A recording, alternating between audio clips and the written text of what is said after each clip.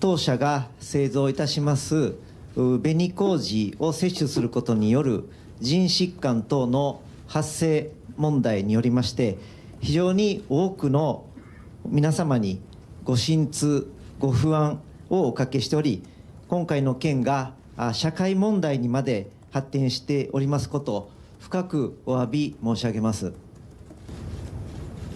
您现在看到的这几位正在鞠躬道歉的人啊，是日本小林制药的高级管理人员。中间的这位呢叫小林章回，是小林制药的代表取缔役，也就是小林制药的社长啊。其他几位呢都是小林制药的主要负责人。这家企业啊最近遇到了大麻烦，因为他们生产的一款功能性食品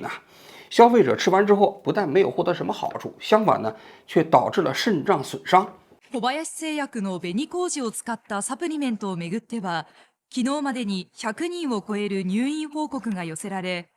およそ3年にわたって摂取していた人が腎臓の疾患を発症し死亡していたことが判明しました。厚生労働省などによりますと、これに加え新たにもう一人サプリメントの使用者が死亡していたことが明らかになり、またこれまでにおよそ3000件の健康被害の相談があったことも明らかにしました。那你想想，功能性食品原本应该是锦上添花的事情，结果呢却导致了身体受到了非常大的残害，那这是让人没办法接受的事情啊。所以在3月29号这一天呢，小林制药啊就在日本的大阪召开了一个新闻发布会。午後2時、小林製薬が大阪市内で会見を行いました。按照日本社会的惯例啊，遇到这种事情，企业的高管首先要向公众、向消费者、向媒体鞠躬道歉啊。其实啊，他们这一次事件过程中间，这已经是第2次鞠躬道歉了。因为在3月22号这一天，他们宣布召回这一款功能性食品的时候，就已经开始鞠躬道歉了。健康害されているお客様に深くお詫びを申し上げるとともに、ご使用されているお客様におかれましては、直ちに使用中止をお願いいたします。只不过那一次呢，主要是宣布召回，媒体也不知道怎么回事。但是在3月29号这一天就不一样了，因为自从他们3月22号公布了召回信息之后呢，日本社会一片哗然那么最新的数据呢，已经有5个人因为吃了他们这款功能性食品之后导致了丧生，其他还有116个人在医院里头接受住院治疗。那你想想，大家一般都理解日本社会是一个食品安全保障水平较高的社会不光是日本人对日本的食品安全较为放心，实际上其他国家一般对日本的印象都是日本的食品比较安全。所以这一次小林制药事件已经成为了日本近些年来最大的一起食品安全事故这起事故发生之后呢，也在日本社会引起了恐慌。所以在3月29号这一天的新闻发布会上，有很多媒体对小林制药提出了一些非常尖锐的问题健康被害につながる恐れの高い未知の成分については、構造まではだいぶ見えております。国の研究機関の方々に我々が持っているデータを提供しながら、迅速に解明を進めていきたいというふうに考えております。1月に事態を把握していたにもかかわらず、公表するのが遅くなったことについては、もうちょっと早く公表ができれば防げたかということでございましたら、こちらのご批判に対しては私ども言葉もございません。その点につきましては大変問題だと認識しております。公表の判断のスピード、その是非につきましては今後も真摯に向き合って検証してまいりたいと。那么这起食品安全事故到底是怎么发生的呢？又是如何被发现的呢？这话说来有点长话说在去年的11月份就有一些患者到医院去接受治疗，那么医生就发现呢，他们的肾脏受到了损伤，共同的特点呢就是尿液颜色比较深，还有些人有泡沫尿。那么这些人在接受治疗的时候，医生就要询问你这个吃过什么东西那这些消费者呢，一般来说年纪都比较大，胆固醇都比较高，他们都吃了小林制药生产的一款功能性食品，叫做红曲米降低胆固醇的这么一款功能性食品虽然是功能性食品，它做的跟药一样，都是红色的药丸，里面呢就是以红曲米为主那医生当时就怀疑了，说那你是不是因为吃了这款红曲米导致的是肾脏损伤呢？他们就把这个信息通报给了小林制药。小林制药啊，接到这个信息之后呢，就开始自查，因为在红曲米啊里面有一款有害物质叫做菊霉素，这个菊霉素有肾毒性，这是30年前法国的一个科学团队发现的啊。那么小林制药就查他们这款这个红曲米里头有没有菊霉素啊，一查说没有，因为他们过去的工艺啊，反复宣传的时候就说他们的红曲米里头是没有菊霉素的，所以他们就跟医生在沟通，是不是因为过敏导致的啊？不是因为这个红曲米中间的原料导致的啊。但是到2月份的时候啊，他们突然发现了一个信息非常可疑，就是所有的这批肾脏受损的这个患者啊，吃的这些红曲米的功能性食品呢，都是同一批原料药生产出来的。什么意思呢？这个红曲米啊，小林制药每年生产的数量很多，是18吨呢，还是18万呢？18吨。这18吨里面呢，它也是分不同批次生产的嘛。它除了自己生产这个红曲米的功能性食品，还给日本很多其他企业做原料嘛。他们发现，所有这批肾脏受损的这些患者吃的这个红曲米都是同一批原料生产出来的。这就极为不正常了，所以他们就把这个调查集中在这一批的红曲米原料上，查来查去，查到了今年3月16号，发现这批红曲米中间的确有所谓的未知物质。这个时候证据就非常确凿了，那就是你吃了这批红曲米导致的肾脏损伤嘛。所以3月18号这一天，小林制药自己临时召开了一个董事会，4天之后的3月22号，他们才召开新闻发布会，宣布召回自己所有的产品。这就是整个事件啊过程中间的来龙去脉啊。应该说这件事情公布之后啊，在日本社会引起了极大的愤慨。首先是日本政府就说啊，现在更传出，其实业者在1月15号就已经掌握第1起病例，却没有在第一时间公开，而是埋头自行调查，直到3月底才向后生省通报。行政に対して情報提供などを行わなかったことについては、ちょっとこれは遺憾であるというふうに言わざるを得ません。其次，你都有人中毒了，对吧？这种现象，你应该第一时间也向日本的这个内阁去汇报啊。这个小林制药也没汇报，所以当时内阁的大臣就出来讲说，小林制药这件事情极为遗憾。其实极为遗憾在日语里头就已经是有谴责的含义了啊，谴责还挺重的啊。这一个方面。第二个方面呢，我觉得我看到这个新闻的一个感受啊，就是在整个这个事件过程中间啊，媒体所发挥的作用其实是非常小的。因为啊，在去年11月份发现这样的一个患者的案例，到1月15号，日本的医生把这个信息通报给了小林制药。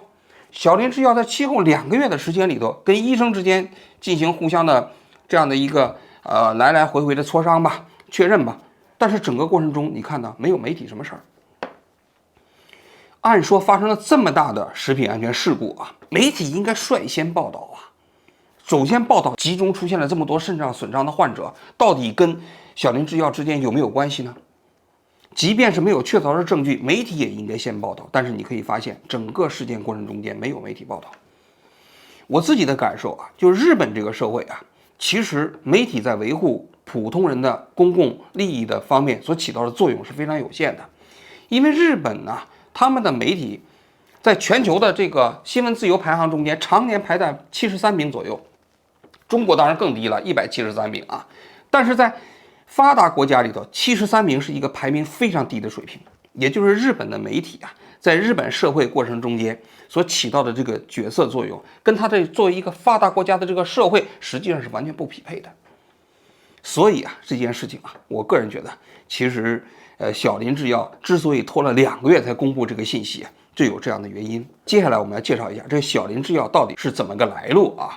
这小林制药啊，是上个世纪1886年成立的。它一开始是一个杂货铺企业啊，就卖一些日用品呐，卖一些酒啊。1916年的时候注册成了一家公司，名字叫做小林制药。那生产什么药呢？生产就是那个治疗脚癣的啊，脚癣涂的这个药物啊，还生产一些其他的叫大黑丸。你一听这名字你就知道啊，其实这个大黑丸呢，也包括治疗脚癣的药物啊，都是日本传统的汉方药。日本的药物实际上分为2类，一类就是现代科学生产出来的这些药物啊，另外一类呢，就是他们日本的传统制药，日本叫汉方药。所谓汉方，就是来自于中国的这种感觉啊，跟中国的中药是一个路数啊。但是随着日本战后的发展，科学的普及啊，实际上日本的汉方药也受到了非常大的影响吧。因为大家都认为现代医学给人带来的这个获益更大嘛，传统的汉方药呢，这种疗效呢不清楚嘛，所以呢，它在日本社会的影响的范围也越来越有限啊。所以这家企业自从成立之后啊，其实也是步履维艰。那么1956年的时候，这个企业发生了一个很大的变化，就是它呢搬到了日本的大阪，尤其是这个时候呢，这小林家出了一个继承人，叫小林一雅。这个人呢，在小林制药的发展史上起到了一个非常重要的作用啊。他当时呢就要开拓一个新的市场，那就开始研究一些新的药物啊。首先他搞的一个药物叫什么呢？叫安美露。这安美露是什么药物呢？就是一种止疼药，就是把那止疼药啊放到一个膏药里，贴在身上关节上，然后可以止疼啊。这款药物推出来之后啊，就名声大噪，一下成为了爆款，一年卖到30多亿啊。同时呢，他又开始生产一些日用品啊。这两种日用品是做什么的呢？就是日本厕所的除臭剂。这个出来之后，也在日本社会中引起了非常大的反响，也马上成为了爆款啊。大家都知道，日本人是一个特别干净的民族啊，尤其是厕所的干净程度，我觉得在全世界范围内没有哪个国家可以跟日本相比。一般的日本厕所如果有味儿，就一定是香味儿，不可能是臭味儿啊。但是你想想，那么日本的厕所之所以能够干净到这种程度，它跟它一系列的厕所卫浴产品有关，既包括它的厕所本身这个卫浴设施的设计啊，也包括着围绕着厕所所进行的一系列的其他的产品的设计。这小林制药的厕所除臭剂就是其中之一。所以它靠这3款产品啊，一跃而成为了一个日本呢相对来说比较有影响的这个制药企业。但我说的这个制药企业其实是打了折扣的，因为日本的制药企业在全世界范围内水平还是挺高的。你比如武田制药第一三共，什么第一三共当时生产出的 PD-1， 那获得了诺贝尔奖啊。那你想想，确实是水平非常高啊，这第一梯队。但小林制药在日本实际上是名不见经传，排名在20名以后啊。它主要生产的都是 OTC 的药物，也就是说非处方的药物，还有就是主要是日用化妆品。所以它虽然叫小林制药，但其实跟药物之间的关系真的不是特别大。但这家企业在中国的名号非常大。这为什么它在中国的企业的名号很大呢？因为当年在10几年前中国的游客刚刚到日本买的时候网上流传了一篇文章，这篇文章叫《到日本必买的12款神药》。这12款神药中间其中有5款都是小林制药的。第一款就是这个安美露，就是这个止疼的膏药嘛，回去之后可以贴在身上的啊。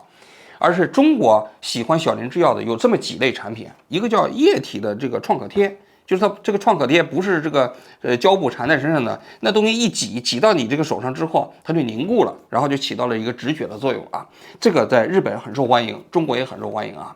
还有在中国非常受欢迎的几款产品呢，一个是暖宝宝，就是冬天比较冷的时候往身上一贴，热那么2-3个小时啊，很受欢迎，尤其是很受女性欢迎。还有一个就是小儿的降温贴。小孩发烧了，往脑袋上一贴，这东西可以降温啊。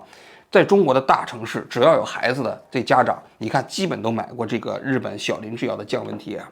所以它在中国市场中间的影响是非常之大的啊。但在日本社会，确实它实际上在制药行业排名不是特别靠前。但是这家企业呢，一年的销售额呢也将近2000万日元啊，利润呢差不多有200多亿日元，应该说还是发展的挺好的。那么从10几年前呢，他就开始从一些简单的制药企业呢，他开始推出了一些功能性食品。2016年的时候呢，他就收购了一家这个红曲米生产的企业，于是开始进军这个功能性食品。那么收购了这家企业之后呢，他做了2件事情。这个红曲呢，也就是我们中国人讲的红曲米啊。这红曲米呢，他在2021年的时候就推出了这款今天给他带来近乎于灭顶之灾的红曲米降低胆固醇的这么一个功能性食品啊。另外呢，这些红曲米呢，就给日本其他的一些食品行业提供原料。这红曲米平时呢，在传统的食品行业作为染色剂，比如说中国生产的那些南方的腐乳，就红方红腐乳，那红方红腐的红色其实就来自于红曲米啊。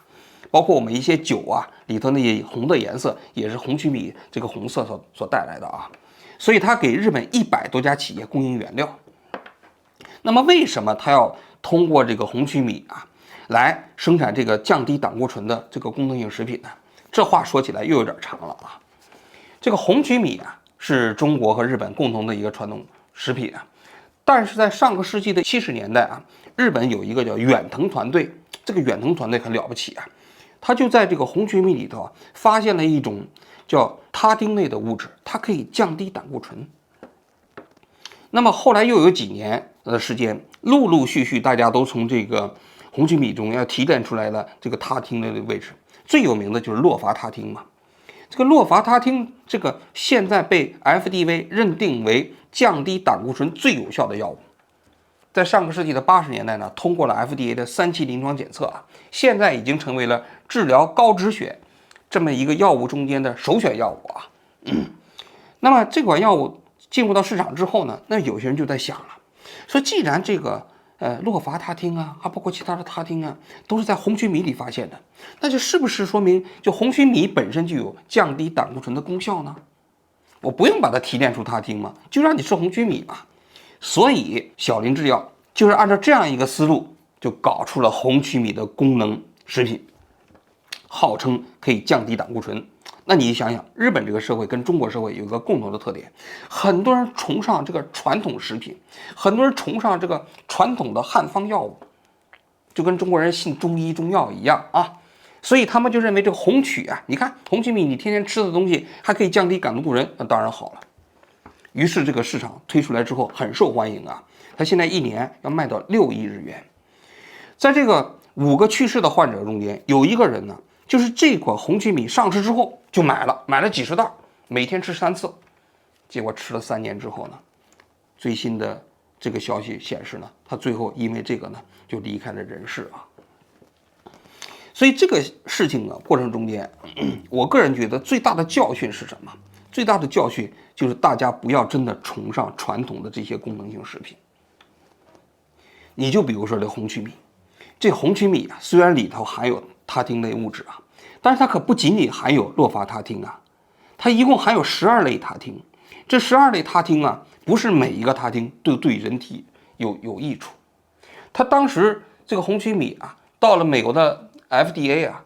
，FDA 就给驳回了。为什么呢？因为 FDA 就认为你这12个他汀，并不是每个他汀都有降低血脂的作用，而且呢，你的药物这个含量的本身又不稳定，所以你以红曲米到美国去销售的话，美国实际上是不认的，这是一个方面。第二个就是红曲米里头，它不仅仅有他汀类物质，还有其他的。我就刚才讲了，就是在30年前，就是上个世纪90年代的时候，法国的科学家就发现了红曲米里头还有一种叫菊霉素，这菊霉素有非常强的肾毒性。那于是呢，其实你看红曲米中间它这么复杂的内容，你要是简单的吃红曲米，对你身体实际上是没有什么获益的。就这一次啊，小林制药最终发现的未知物质啊，虽然里头没有发现这个菊霉素，但是最后的结果，这个有害物质极有可能是跟菊霉素类似的同类物质，因为也有非常强烈的肾毒性嘛。虽然它的工艺没有菊霉素了，但是有菊霉素同类的物质，所以你就知道传统食品它的风险不可控就在这里，就是它一个非常复杂的物质中间可能有几百种上千种物质，那么这几百种上千种物质里头，即便有某一种物质可以让你获益，但是你可能不知道这里头有很多其他有可能让你受害的物质。那你吃这个东西，你不但疗效是可疑的，更有可能在这个过程中你受到一个未知的潜在的不可预测的风险。其实这是我觉得这个小林制药这个新闻过程中间最重要的一点。而且啊，大家也不要认为这件事情只发生在日本啊，在中国啊，实际上红曲米也被广泛使用啊。不光是我们的传统食品中间广泛的使用红曲米啊，我们这个中国的有一款药物啊，叫血脂康，这血脂康大名鼎鼎，现在还在市场上卖，而且是中国的医保药物名单里面的啊。这血脂康实际上跟这个红曲米降胆固醇的这个药物异曲同工啊，它也是宣称啊，这个红曲米中间的那个他汀类物质可以降低胆固醇嘛，所以他就把这个红曲米加工了一下，搞出来的一个物质叫血脂康。这血脂康还获得了国家科学进步这个奖啊。然后呢，就进入到了中国的医保。但实际上，这个血脂康呢，它的药物的这所谓的这个疗效非常可疑，但是价格会卖得很贵啊，它是正常的洛伐他汀的好几倍。但你看，在中国这也是跟日本是一样的啊。这血脂康当年曾经想进军美国市场啊，但是美国市场对这东西管得很严，所以他一开始啊想以这个膳食补充剂的这么一个名义进入到美国市场，结果后来被美国 FDA 给警告了。为什么呢？因为美国 FDA 就认为你这个血脂康里面所拥有的红曲米里头含有他汀类物质，而他汀类物质呢属于药物，所以你就不能以膳食补充剂的方式进入到美国市场，所以就给他公开警示，让他全部退市。后来在2008年吧，这血脂康当时雄心勃勃啊，认为他们就是可以打通 FDA 的这样的一个这个药物的通道啊，所以呢，他就在美国申请了药物的临床实验，申请了2期临床实验。那你想想，如果要通过 FDA 的这临床实验，在美国市场大卖，那就赚大发了，对不对？中国所有的药企、中药药企啊，都想通过 FDA 进入美国市场啊。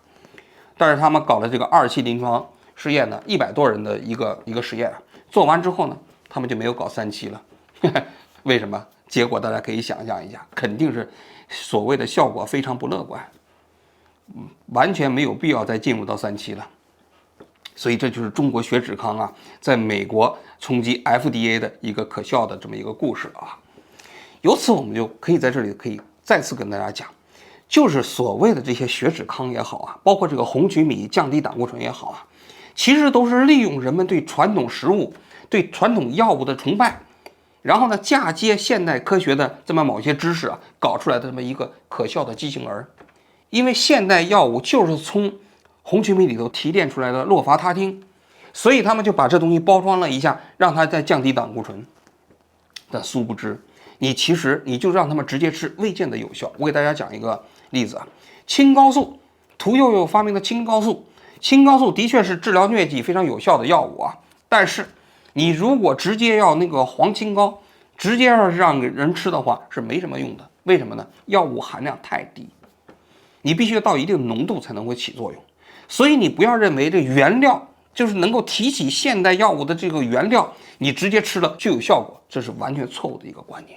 更重要的一点就是它潜在的不可预知的风险，实际上是你远远想不到的。说到这最后的，我还想再讲一点，就是中国人呢普遍对日本的这个保健品市场啊有一种莫名其妙的崇拜，很多人到日本来啊就买这个日本的保健品。尤其是日本的药妆店嘛，在药妆店里卖了很多 OTC 的这个药物嘛。其实啊，尤其是对这种所谓的这个功能性食品，也包括日本的 OTC 药物啊，我建议大家还是要小心谨慎。你就比如说那个日本有一个药叫龙角散，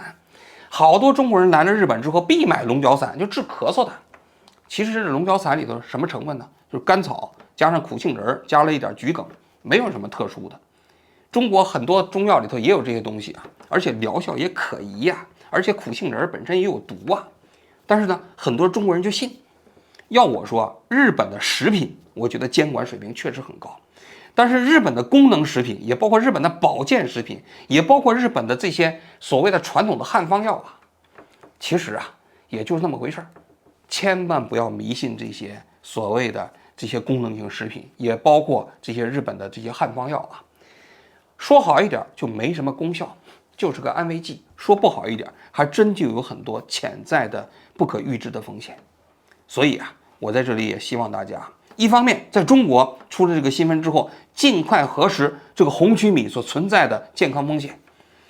另外一方面，大家面对日本的保健食品和这种 OTC 药物的时候，也要擦亮眼睛啊，不要随意的对日本的这些食品呢进行简单的崇拜，然后呢莫名的这样去抢购啊，去购买啊。更重要的一点就是我们对传统食品也好，对这种传统的药物也好，也要放弃对那种所谓的那样一种崇拜心理。真正能够给我们带来健康获益的，就是现代科学的药物。除此之外，真的崇拜这些传统的食品、传统的药物，没有什么任何必要。好，我今天就讲到这里，谢谢大家。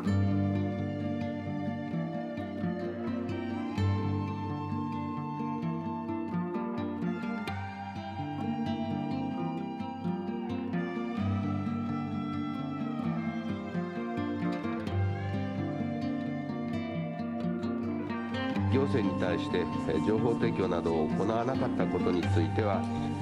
ちょっとこれは遺憾であるというふうに言わざるを得ません。公表の判断のスピード、その是非につきましては、今後も真摯に向き合って検証してまいりたいと